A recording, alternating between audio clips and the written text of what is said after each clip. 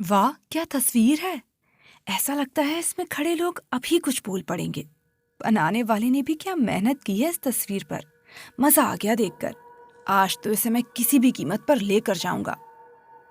ऐसे ही कुछ शब्द थे आदित्य के जब उसने एक हवेली की नीलामी में उस तस्वीर को देखा।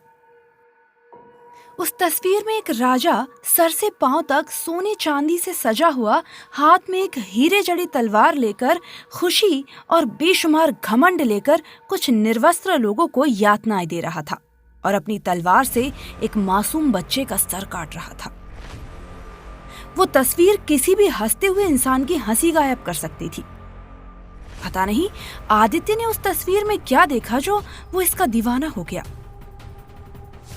कुछ ही पलों में नीलामी होना शुरू हुई। बारी आई उस तस्वीर की, लेकिन उस तस्वीर के साथ कुछ और तस्वीरें भी साथ में लाई गईं, जिन पर पर्दे पड़े हुए थे।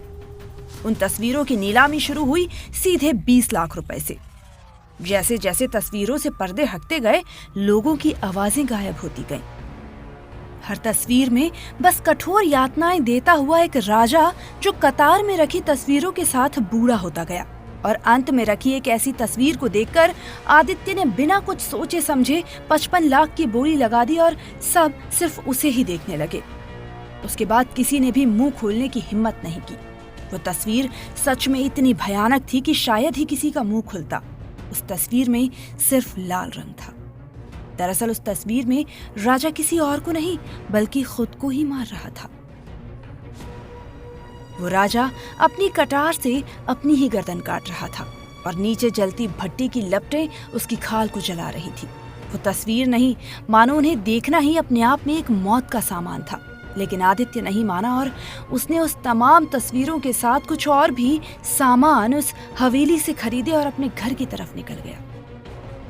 वो घर पहुंचा और उसने सबसे पहले उन तस्वीरों को देखना शुरू किया और क्रम के हिसाब से अपने पूरे कमरे में उसने सारी तस्वीरें लगा दी। लेकिन जब वो आखिरी तस्वीर उठाई तो वो हक्का बक्का रह गया।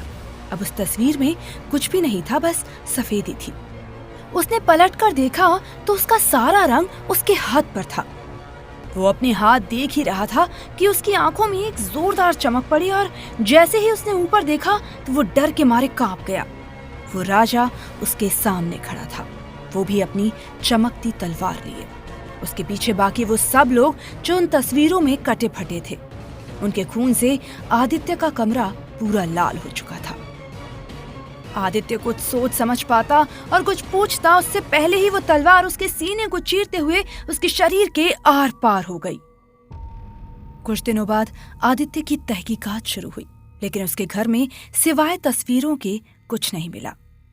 लेकिन एक नई तस्वीर मिली जिसमें वही राजा शरीर के टुकड़ों पर सोया हुआ था और आज वो तस्वीर नीलाम होने जा रही है।